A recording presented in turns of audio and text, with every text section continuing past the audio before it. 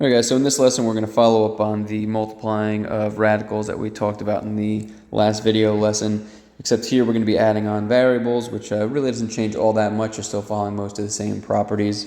So let's take a look at one.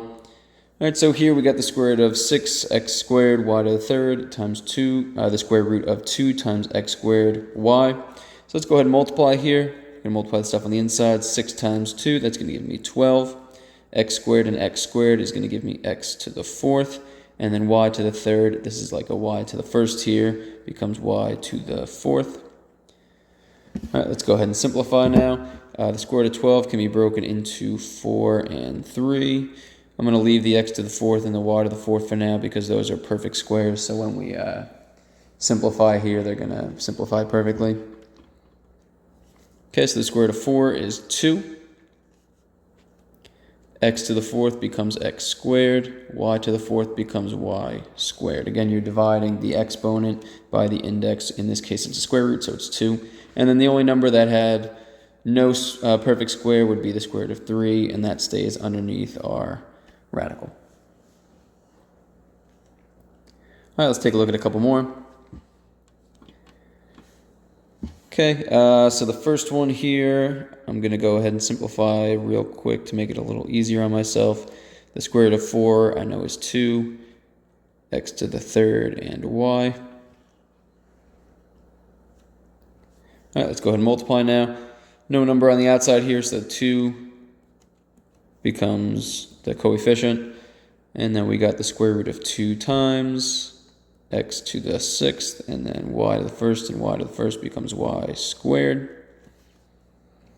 Let's take our perfect squares. 2 does not have a perfect square. X to the sixth becomes x to the third when I divide them, and y to the second becomes just y to the first, or y. And then the only thing that's left would be the square root of 2 because that did not have a perfect square.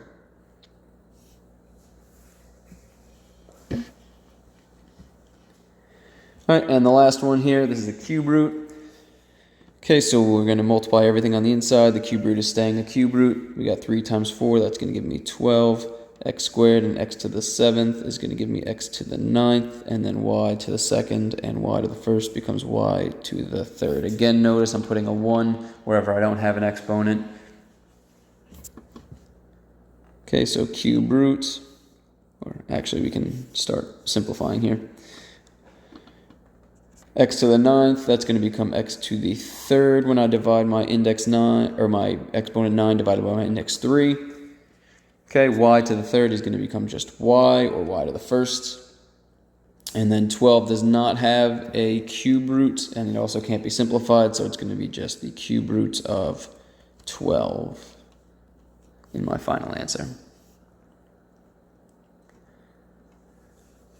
Okay, so again, really not all that different from the ones that didn't have the variables. These just require a little bit more work with the exponents when you're multiplying, but as long as you are good with that, these should be okay.